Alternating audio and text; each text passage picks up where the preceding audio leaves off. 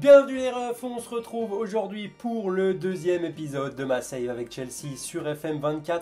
La dernière fois, on s'était quitté après un mercato d'enfer où on avait dépensé plus de 500 millions d'euros et un match nul, malheureusement 3 partout en ouverture du championnat face à West Ham. J'ai un petit peu avancé dans la saison avant la sortie de ce deuxième épisode. On va faire un petit récap des résultats qu'on a fait. On a fait un bon match nul contre Manchester City, honnêtement, où on fait 2 buts partout. Au vu des stats, on aurait pu gagner, sincèrement. Ce qui est un peu chiant, c'est qu'ils égalisent en toute fin de match. On menait 2-0 grâce à un doublé de Noni Madueke en même pas 10 minutes. Quand je vous ai dit qu'il avait fait une très très bonne pré-saison, j'ai hésité à le changer, à remettre Sterling dans le 11 de départ. J'ai bien fait de le laisser. Donc voilà, on a fait un bon match nul contre City. Honnêtement, je m'attendais à le perdre, je vous dis la vérité. Donc voilà, j'étais plutôt content de ce match nul. Après ça, on a avancé un petit peu et on a largement battu Brentford 3-0. Si on regarde les stats, c'est une victoire qui est amplement méritée.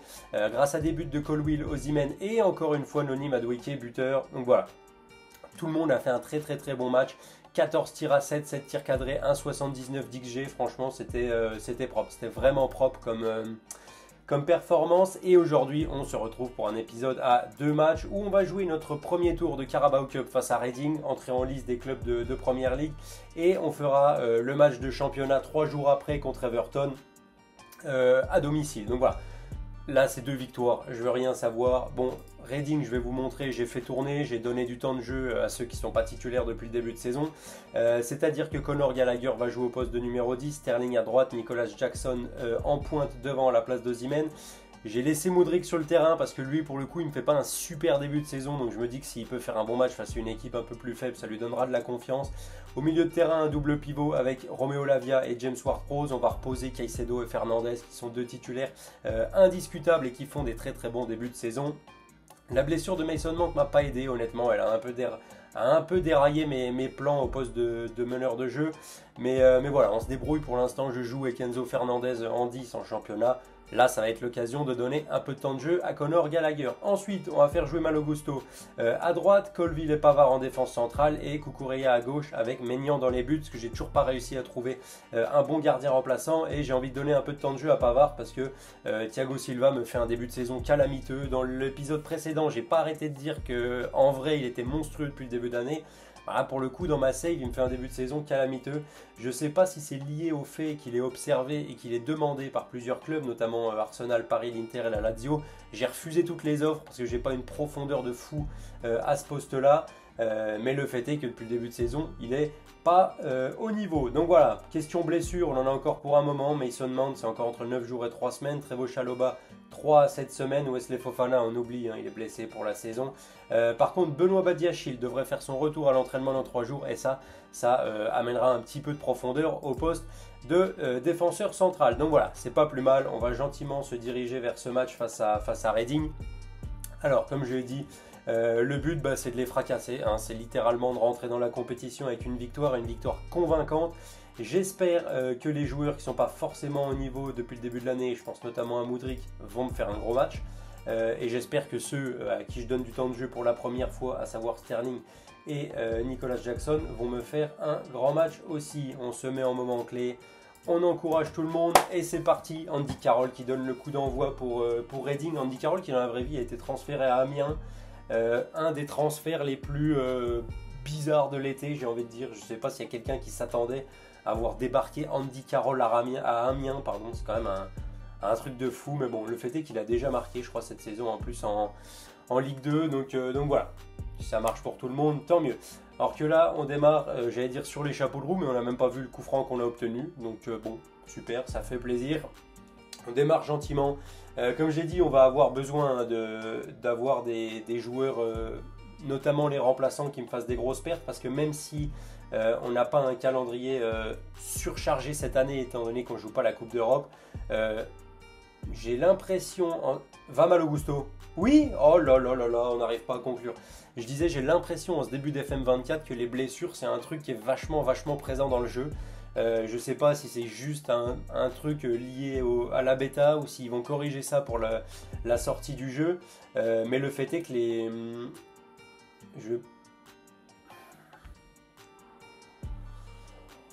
Ah, je perds 1-0 à domicile contre Reading, club de Ligue 1. Je pète un câble, j'ai envie de tout casser. Mike Maignan, je sais pas ce qu'il me fait là-dessus, mais son intervention, elle est pas clean du tout, du tout.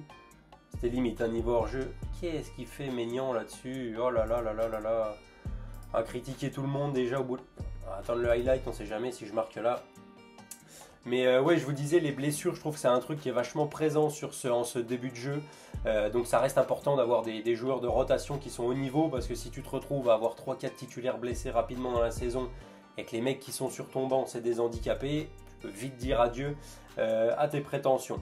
Étant donné que nous, on a besoin que tout le monde soit au niveau déjà pour atteindre nos objectifs, ça va être important et on va prier pour éviter les blessures. Alors que là, c'est encore une fois Reading qui a l'attaque. On a du mal à mettre notre jeu en place en ce début de rencontre. Mike Maignan qui relance court avec Benjamin Pavard pour Cucurella. Il faut toujours que je trouve le gardien remplaçant et probablement un autre milieu de terrain aussi. Il faudrait que j'ajoute un petit peu de profondeur à ce poste-là. Va Raheem Sterling. Oh, la frappe de Raheem Sterling juste au-dessus. Oui, il va probablement falloir que j'ajoute un petit peu de profondeur au milieu de terrain. La blessure. Va Jackson. Ah, il aurait pu aller au but, c'est dommage. Modric avec Ward-Prowse pour Romeo Lavia. On joue pas assez vers l'avant. Bien joué, Samuel Augusto. Prends le couloir un peu. On joue pas assez vers l'avant. On manque de profondeur. Je sais pas si c'est... Va Romeo Lavia. Oui. Oh non, mais pourquoi tu repars derrière Conor Gallagher, il y a mieux à faire là. Let's go, égalisation de Nicolas Jackson sur ce très très bon service de Raheem Sterling. Au final, l'action s'est pas déroulée comme je voulais, mais ça fait but, c'est le principal. La passe de Conor Gallagher en retrait sur le défenseur central, je vous mens pas que j'ai pas compris. Là par contre, il y a eu une très très belle transversale de Levi Colville et le centre en une touche de Sterling pour Nicolas Jackson qui n'a plus qu'à finir dans le but vide. Ça fait plaisir. Il ouvre son compteur but cette saison. Allez, Modric, fais quelque chose de... Ah, il n'est pas dedans, lui. Depuis le début de saison, Mikhailo Mudryk, il n'est pas dedans du tout. Les débuts compliqués, un peu comme dans la vraie vie. Oh, dommage, James Ward-Prowse, la frappe qui n'était pas cadrée du gauche. Mikhailo Mudryk qui a un petit peu de mal à se mettre dedans avec Chelsea. Que ce soit... Même si, on va pas se mentir, sur ces derniers matchs, ça va mieux. Alors, son but contre Arsenal, on va pas revenir... Aïe, aïe, aïe, aïe, aïe, Cucurella blessé. Ah, je vous parlais des blessures, c'est insupportable. Possible blessure à la cuisse. On va donner un peu de temps de jeu à Lewis Hall, une jeune pépite de notre académie qui a que 18 ans. Vous voyez qu'il peut jouer absolument partout. Il a des très très très bonnes stats. J'ai hésité à le mettre sur le marché cet été, à le vendre. Le fait est que je l'ai gardé. On va voir. On va voir s'il me donne raison ou pas. Là, il aura l'occasion d'avoir un petit peu de temps de jeu. Donc voilà, c'est une bonne chose. Et il est à la ramasse sur sa première intervention, ce qui fait que Reading repart à l'attaque. Voilà, bien joué Levi Colville. Lui, par contre, il fait un très très bon début de saison. Va Modric, provoque. Va. Oui. Yes, let's go. 2-1, on prend l'avantage sur ce rush solitaire de Mikhailo Mudryk. J'étais en train de vous dire qu'il avait un petit peu de mal à se lancer dans la saison. Ça va mieux. 2-1, très très très beau but. Oui, je vous parlais de son but face à Arsenal. Venez pas me dire dans les commentaires qu'il est fait exprès. Il veut clairement centrer. David Raya est plus que suspect sur son intervention. Bon, on va pas revenir sur ce match-là, je l'ai encore en travers de la gorge. D'ailleurs, pour tous ceux qui me diraient, t'es fan d'Arsenal, tu as pris Chelsea sur FM, relax les refs, c'est qu'un jeu et je vous mens pas. J'ai pas pris de Chelsea forcément pour les remettre sur le toit de l'Europe, même si je pense qu'en 2 saisons, on va avoir l'opportunité de gagner des titres. Je les ai surtout pris pour voir ce que ça faisait de jouer avec un club qui avait de l'oseille. Moi, le truc que je préfère quand je joue à FM, et ça fait quelques années que j'y joue maintenant, va Sterling. Let's go, on déroule. 3-1, but de Raheem Sterling. Oh, ça fait plaisir, une action très très bien construite. Juste avant la mi-temps en plus, on enfonce le clou. Bon, c'est bien, on est en train de dérouler gentiment. Je vous disais, moi les refs, ça fait plusieurs années que je joue à FM. Et ce qui me plaît le plus, c'est de prendre des tout petits clubs qui n'ont pas de moyens, des infrastructures pourries, et d'essayer de les remettre, de les faire grandir et potentiellement de gagner des titres avec. Une des saves que j'ai préféré faire sur FM23, c'était avec Millwall, club de Championship, club de la banlieue, d'une banlieue sud de Londres. Pourquoi? Parce que quand tu démarrais la saison avec eux, ils avaient 0 € de budget transfert, tu étais déjà au-dessus du but. Oh, Ward-Prowse, James Ward-Prowse qui a failli nous mettre le premier coup franc direct de la saison. T'étais déjà au-dessus du budget salarial et tout, donc c'était une galère pour recruter. Tu devais faire avec l'équipe que t'avais. Et bah, au fur et à mesure, t'avances dans ta saison, t'augmentes les infrastructures, t'essayes de recruter des jeunes. Donc voilà, c'est vraiment le genre de challenge que j'aime le plus. Mais qu'est-ce qu'il fait, Maignan? Il est bourré ou quoi? Il est complètement ivre, hein, Mike Maignan. Hein. Ça a dû s'enfiler des énormes shots de Jack Coca avant le match, parce que je sais pas si vous avez vu ce qu'il a fait sur le coup franc là, mais c'était complètement ridicule. Bon, 64e, on va faire tourner un peu parce qu'on a du monde qui est cramé. Romeo Lavia est un peu cuit. On va faire rentrer Enzo Fernandez au milieu. On va le faire passer en milieu axial d'attaque. Qui est-ce qu'on pourrait changer? Ward-Prowse a un carton jaune, mais il me fait un bon match. On va le laisser. Lewis Hall, il vient de rentrer. Je crois que je vais pas faire de... Non, ça va, on va rester comme ça pour l'instant, on va faire qu'un seul changement. On va baisser un petit peu le rythme aussi, hein, parce que le but c'est pas non plus de se crever. On mène 3-1, je pense que le match il est fini. Donc voilà.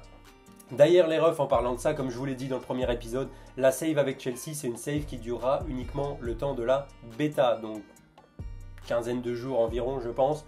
Et après j'espère pouvoir, la 80e, je vais refaire un peu de changement, je vois qu'il y a du monde qui est cuit.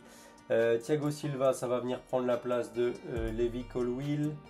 Malo Gusto, il fait un bon match, on va le laisser sur le terrain. On va changer Raheem Sterling qui est cuit, on va faire rentrer Madueke. Et je vais finir comme ça, on va féliciter tout le monde. Donc voilà, je disais les refs, la save avec Chelsea c'est une save qui va durer le temps de la bêta, une quinzaine de jours environ. Et je pense faire une save à plus long terme, une fois que le jeu sortira officiellement le 6 novembre. J'ai besoin de votre aide pour m'aider à choisir. Dites-moi en commentaire si vous préféreriez voir une save où je commence sans emploi, donc c'est-à-dire avec zéro diplôme, rien du tout, au fin fond de l'Europe. Hein. L'année dernière, j'en avais fait une. Alors, je ne l'avais pas fait sur YouTube, je l'avais fait de mon côté en privé.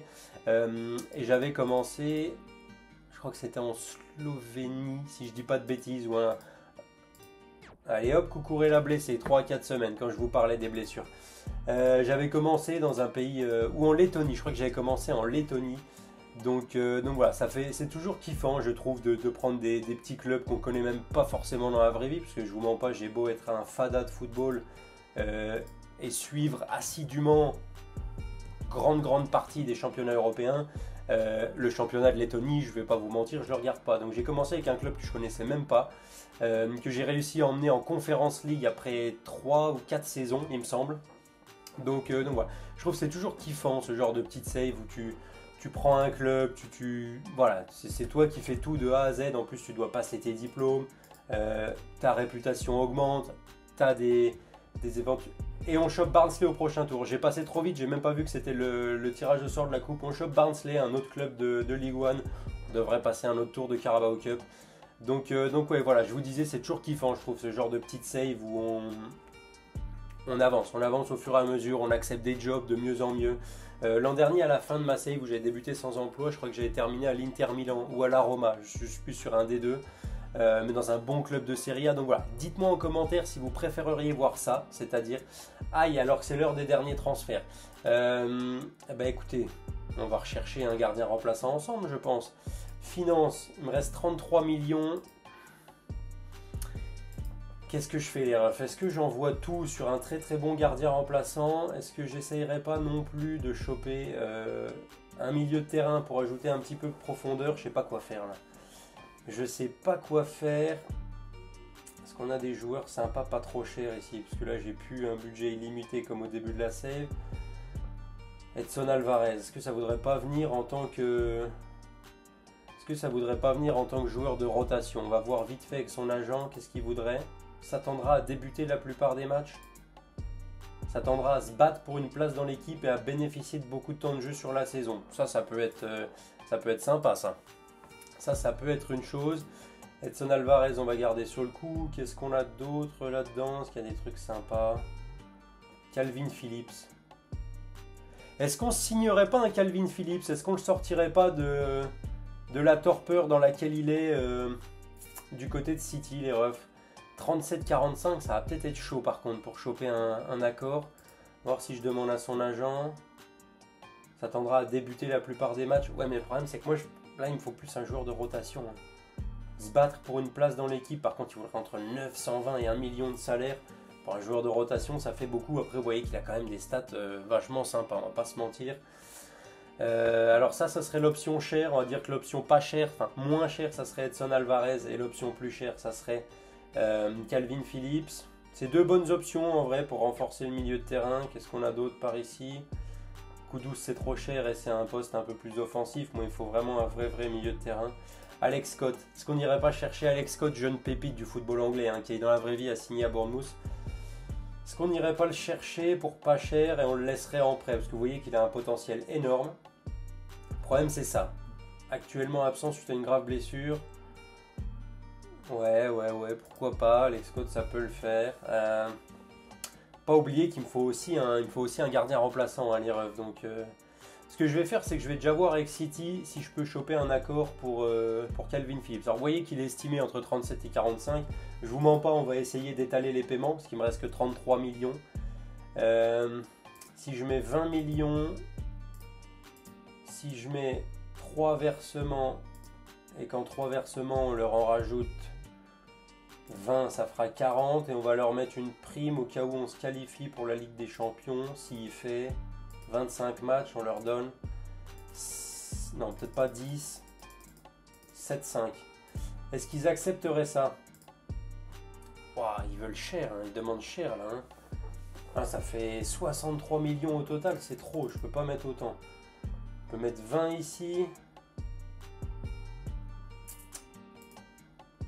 20 ici, 20 et 20, ça ferait déjà 40 millions, 47,5 au total. 22 et 32, c'est trop cher. J'ai pas envie de mettre 63 millions pour Calvin Phillips, les refs. Vous voyez qu'en potentiel, il progressera pas énormément. Ah, c'est compliqué là. Eh ben, on va essayer d'aller faire Edson Alvarez, tiens. 27 et 34. On devrait avoir un deal plus facilement. On va faire une offre. Là, on va proposer 15 upfront et on va mettre des versements pareil. 2 versements. On va leur mettre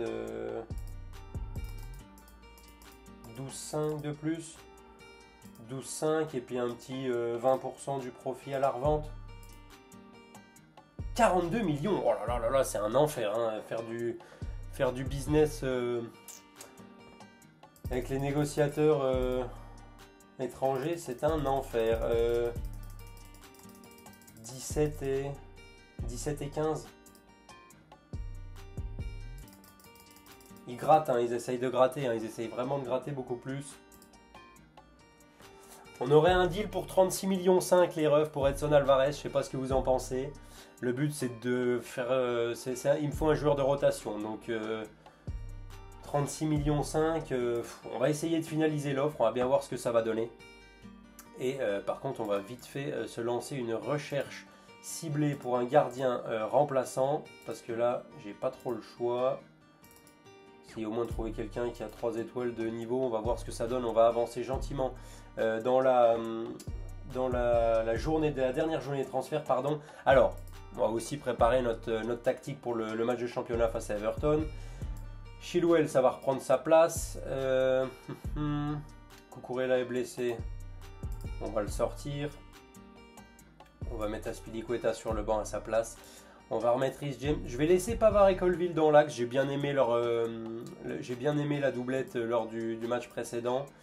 Je vais repasser avec deux milieux un petit peu plus défensifs. J'avais changé juste parce que j'avais promis à Ward-Prowse en le faisant signer son contrat qu'il jouerait au poste là. Donc j'avais un peu préparé la tactique en fonction de lui, on va pas se mentir. Donc on va remettre Caicedo ici. Ici par contre je veux un meneur de jeu en retrait de soutien. Je vais mettre Conor Gallagher ici. Je vais faire repasser Enzo Fernandez ici. Madueke, vu le début de saison qu'il fait, c'est titulaire. Ce coup-ci, je vais mettre Sterling à gauche à la place de Modric et on va remettre Osimhen devant. Et là, on a une équipe qui, je pense, est capable de tabasser Everton sans trop de soucis. On va participer à la dernière journée des transferts. Les refs, ça risque de faire un épisode un petit peu plus long cette fois-ci. C'est pas grave. Alvarez intéressé. Alors, on va débuter les négociations. Joueur de rotation, c'est bon, ça dégage. Ok. Maintenant, le salaire, je vous mens pas, je vais lui donner ce qu'il veut, même si 490K par mois pour un joueur de rotation. Pour un joueur de rotation, pardon, c'est beaucoup trop. On va même augmenter un petit peu pour être sûr qu'il signe. Voilà, parce que j'ai fait une promesse à Osimhen quand j'ai signé son contrat, c'était de renforcer l'équipe au milieu de terrain. Donc si je le fais pas, il va se mettre à faire la gueule et j'ai pas forcément envie que mon joueur le mieux payé du club se mette à faire la gueule. Maintenant, avec les sous qui nous restent, en termes de finances, 33, j'ai dit combien? C'est 20 upfront, je crois, pour Alvarez. On va essayer, je dis bien essayer, de choper un gardien remplaçant. L'effectif, on pourra l'enregistrer après, de toute façon. Est-ce qu'en termes de remplaçant... Mais Grigor Kobel, c'est 38 millions. Je ne peux pas mettre 38 millions pour un gardien remplaçant. Il me reste 13 millions, moi.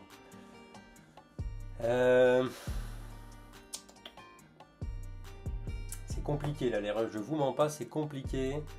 Écoutez, ce que je vais faire, c'est que je vais terminer cette dernière journée des transferts. Je vais essayer de trouver mon gardien remplaçant. Et une fois que j'ai trouvé le gardien remplaçant, on se retrouvera pour débriefer le mercato en entier et pour attaquer le match face à Everton. Ça y est les refs, j'en ai fini avec mon mercato. Laissez-moi vous montrer tout ce qui s'est passé dans les dernières heures. J'ai réussi à cocher tous les objectifs que je souhaitais atteindre dans ce dernier jour de mercato. On va aller dans l'historique des transferts. J'ai fait signer 3 nouveaux joueurs. Premièrement, je vous avais dit qu'il me fallait un gardien remplaçant. Je suis allé chercher Mathia Perrine du côté de la Juve pour 8,5 millions d'euros au total. Alors j'ai pas tout payé d'un coup, j'ai mis je crois 5 millions cash et 3 ou 4 millions en plusieurs versements. Je suis allé chercher Edson Alvarez du côté de l'Ajax. On a hésité entre Alvarez et Calvin Phillips. Calvin Phillips coûtait beaucoup trop cher, il n'y avait pas moyen d'avoir un accord avec City. Donc on est allé chercher Edson Alvarez. En plus de ça, il vient en tant que joueur de rotation. Moi, c'est exactement ce qu'il me fallait. Alors, 500K par mois, c'est un peu cher pour un joueur de rotation, je vous mens pas, mais vous voyez, il a des très bonnes stats. Donc je suis plutôt content d'avoir réussi à le faire venir. Ça pourra jouer en coupe, ça pourra jouer et faire le taf si on a des blessures. Donc voilà. Et enfin, la dernière recrue, la petite pépite, Alex Scott, comme je vous l'ai dit. Énorme potentiel, 5 étoiles de potentiel. C'est une recrue pour le futur. Voilà, c'est un peu sur le même modèle que ce que Chelsea fait en vrai. On accumule du talent. S'ils sont bons et qu'ils peuvent rentrer dans le 11 de départ, tant mieux. S'ils sont pas bons, tant pis, on arrivera toujours à les revendre pour plus cher. Je l'ai payé au total 10 millions comme pour Alvarez et Perrine. J'ai pas tout payé en une fois. Mais voilà, alors il faut savoir qu'il ne sera pas dans l'effectif cette année. Je l'ai laissé en prêt à Bristol, son club, pour qu'il puisse continuer à progresser. Là pour l'instant il n'a pas le niveau Première Ligue. Donc voilà. Il n'y a pas eu de départ lors de ce dernier jour de mercato. Je vous mens pas, j'avais hésité au poste de gardien remplaçant. J'ai voulu faire signer Hugo Lloris parce qu'il avait des meilleurs stats que Mathia Perrine. Sauf que le board s'est opposé à ce transfert vu que dans le jeu il était encore sous contrat avec Tottenham. Il ne voulait pas d'un joueur qui venait d'un club rival. Ce que je peux comprendre, mais bon. Donc voilà. C'en est fini pour le mercato. Les refs, n'hésitez pas à me dire dans les commentaires ce que vous avez pensé de mes recrues. Est-ce que vous pensez que j'ai plutôt bien construit l'équipe comparé à ce que Chelsea a fait en vrai? Est-ce que vous pensez que c'est 500 millions qui ont été bien dépensés ou pas? En tout cas, ce qu'il en est, c'est que voici l'équipe qu'on va aligner pour affronter Everton. Mike Maignan dans la cage, Reece James à droite, Chilwell à gauche, Colville et Pavard dans l'axe, Caicedo et Gallagher au milieu, Madueke à droite, Fernandez en 10, Sterling à gauche et Osimhen devant. J'ai laissé Mudryk sur le banc parce qu'il n'est pas très bon, il m'a pas fait un match incroyable non plus contre Reading. Romeo Lavia, c'est pareil, j'ai envie de donner un petit peu, comme c'est un profil plus défensif, j'ai envie de donner un petit peu de temps de jeu à Gallagher au milieu.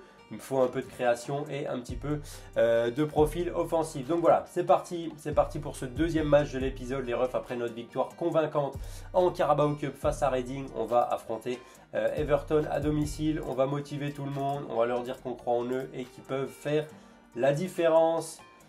On va voir l'équipe qui a aligné Everton. Alors je vous mens pas, je ne me suis pas amusé à faire le tour de toutes les équipes. Comme je vous l'ai dit, c'est le mode mon monde. Donc plein de transferts qui ont été faits dans la vraie vie ne sont pas là. Donc eux, ils ont quoi? Iwobi, McNeil, Doucouré, Calvert-Lewin, Gay Onana. Bon, ça ressemble quand même à l'équipe de Sean Dyche en vrai.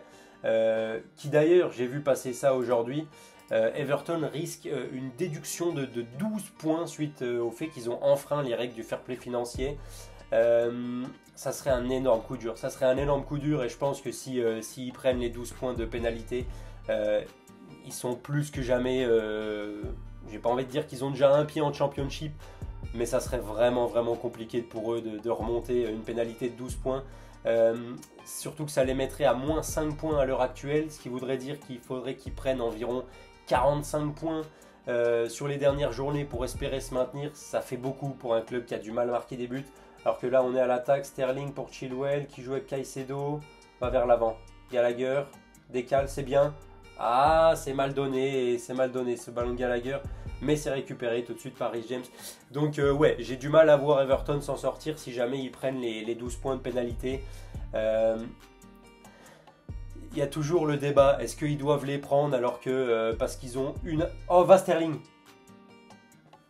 Let's go! L'ouverture du score de Raheem Sterling qui revient en force dans le 11 de départ avec un nouveau but.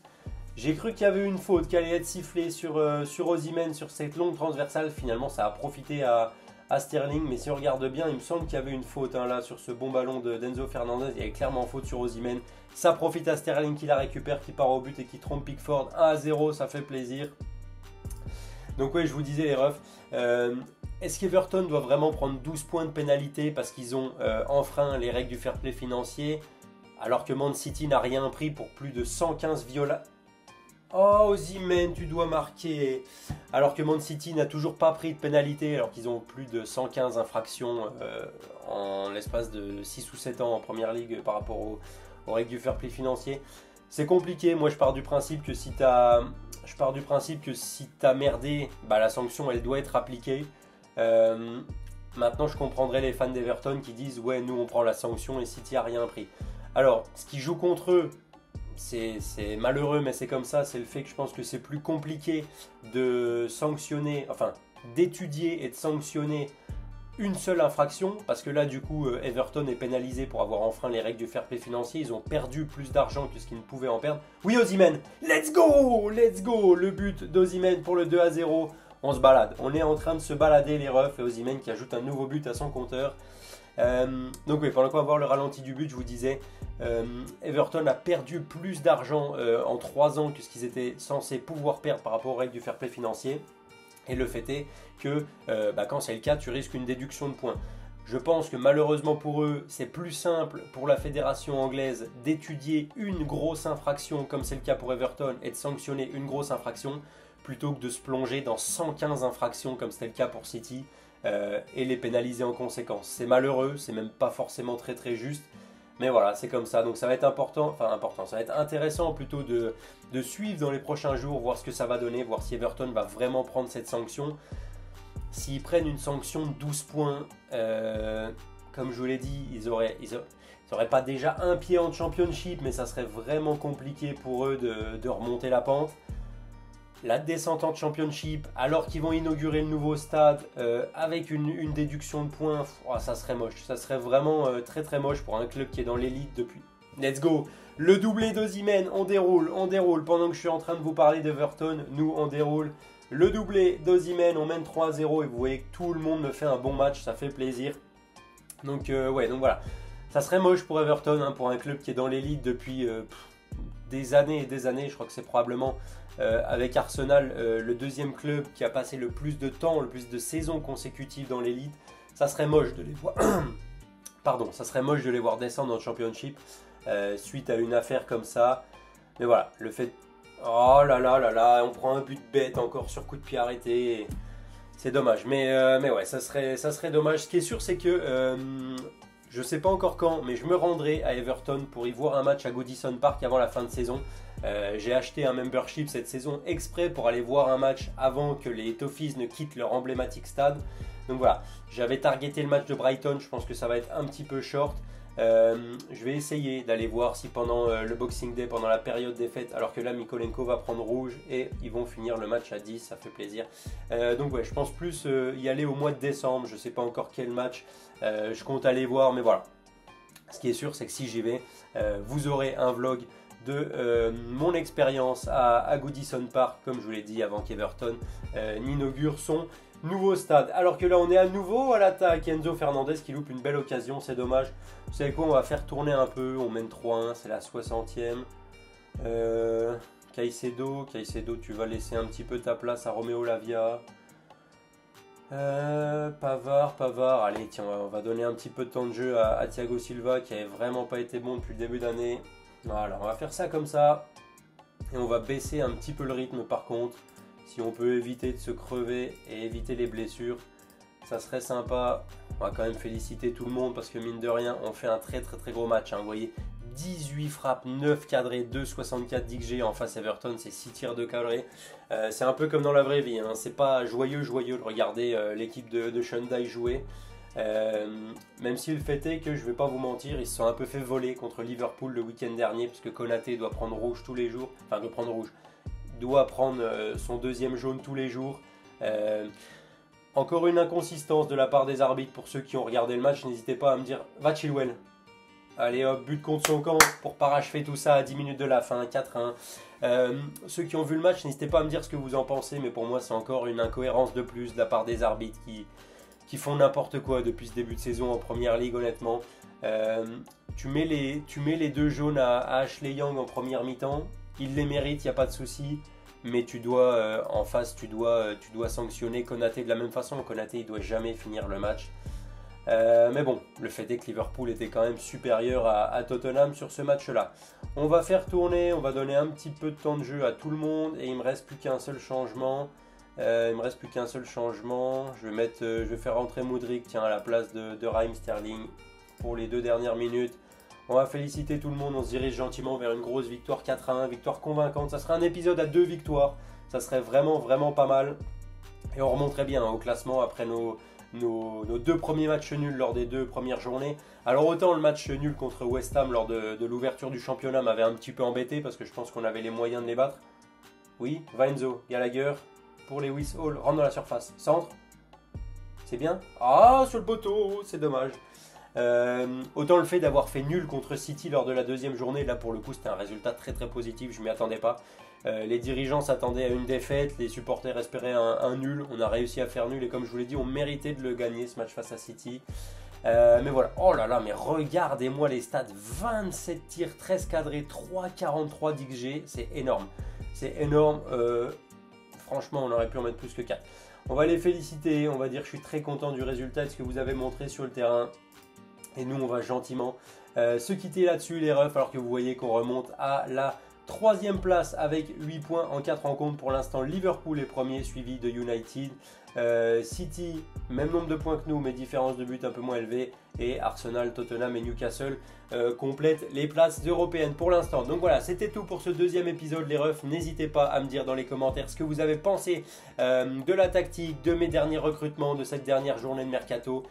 Lâchez un maximum de pouces bleus si la vidéo vous a plu, ça aide au référencement. Comme je sais que le contenu FM ne plaît pas forcément à tout le monde, si vous pouviez lâcher un petit pouce bleu, moi ça m'aiderait énormément. Et comme d'habitude, comme pour le premier épisode, je vous l'ai dit, n'hésitez pas à me dire en commentaire si pour la sortie officielle du jeu, vous préféreriez voir une carrière où on démarre sans emploi ou une carrière où on démarre dans un tout petit club. C'était tout pour moi les refs et en attendant qu'on se retrouve pour le 3e épisode de cette save avec Chelsea, je vous dis prenez soin de vous et à la prochaine.